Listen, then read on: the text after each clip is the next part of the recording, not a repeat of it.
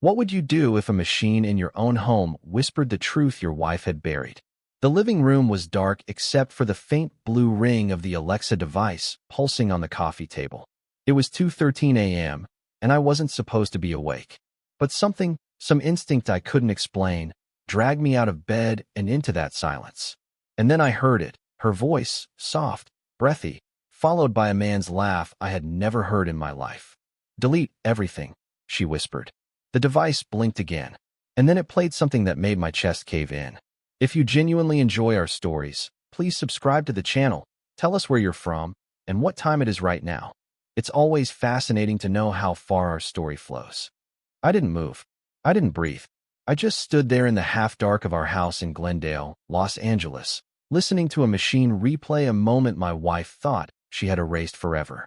At first, I told myself it was a mistake, some glitch, some overlap of recordings. But then the male voice came through again, clear this time. "You worry too much. He has no idea." My stomach dropped like I'd been pushed off a cliff. I walked closer to the Alexa device, my fingers trembling as I scrolled through the voice history on the app. There were dozens of recordings. Some were harmless, grocery lists, reminders, but buried between them were fragments, pieces of conversations, late at night, when I was either asleep or working late shifts at the firm downtown. "Same hotel?" the man asked in one clip. "Yeah. Use the name we talked about," she replied. I felt something inside me fracture. My wife, Emily, the woman I had spent 8 years loving, building a life with, trusting blindly, was living another life right under my nose. The humiliation didn't hit all at once. It came in waves. First disbelief, then denial, then a slow, burning realization that every late night she claimed to be out with friends or staying late at work had been something else entirely. And the worst part? He knew about me. "He's too predictable," Emily said in another recording. "He'll never check." I sat down on the couch, staring at the device like it was alive, like it had just handed me the keys to a truth I wasn't ready to face. But once you hear something like that, you can't unhear it. Over the next few days, I started watching her more closely. She changed her phone password, started taking calls in the bathroom, smiled at texts she wouldn't show me. She became colder too, short answers, distant eyes, like I was just a roommate she tolerated. One night, I asked her directly, "Are you seeing someone else?" She didn't even hesitate. "Wow, that's what you think of me," she snapped, shaking her head like I'd insulted her. "You need help."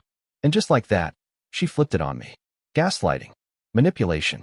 Suddenly, I was the paranoid husband. The insecure one. The problem. I almost believed her. But Alexa didn't lie. I started gathering everything. Quietly. Methodically. I downloaded every voice recording. Backed them up in 3 different places. Then I started digging deeper. Her email. Hotel confirmations under fake names. A receipt from a place in downtown LA, the Standard Hotel, booked for 2 nights while she told me she was visiting her sister in San Diego. I even followed her once. Watched from across the street as she walked into a parking garage on South Flower Street. And 10 minutes later, a man in a black Audi pulled up. She got in without hesitation. No kiss. No hesitation. Like it was routine. I felt something inside me die right there on that sidewalk. But that death, it gave birth to something else. Something colder. If she wanted to play games, I was done being the loser. I hired a lawyer.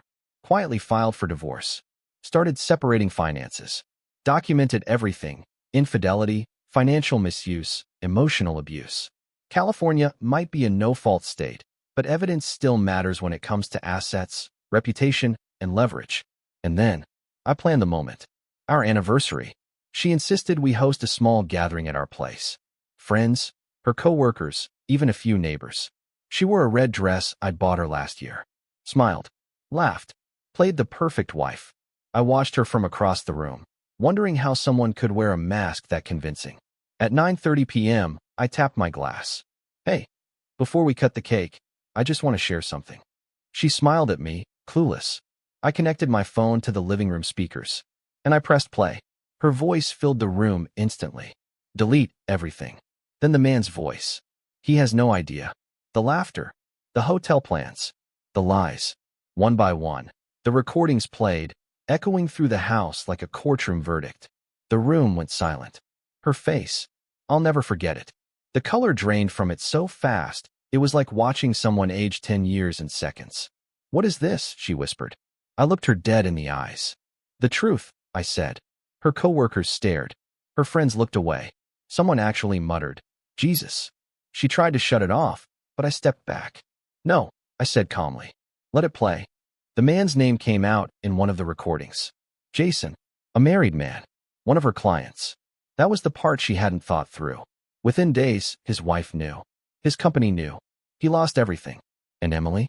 The divorce papers hit her the next morning. She tried to fight it at first. Tried to cry, to apologize, to twist it back on me. But it was too late. I had everything. She walked away with almost nothing. No house. No savings. No reputation left to salvage. Her job quietly let her go a few weeks later. Turns out, sleeping with clients isn't great for business. The last time I saw her was outside the courthouse in downtown Los Angeles. Her hair was messy, eyes hollow. The confidence, the arrogance, completely gone. "Please," she said, her voice barely above a whisper. "We can fix this." I looked at her for a long moment. This woman, who once meant everything to me, now felt like a stranger I had already mourned. "There's nothing left to fix," I said, and I walked away. I still have the Alexa device. It sits in a box in my closet now. Sometimes I think about throwing it away, but I don't, because that machine didn't break my life. It revealed it. And the scariest part? It wasn't the lies that destroyed us. It was how easily she lived with them. The end.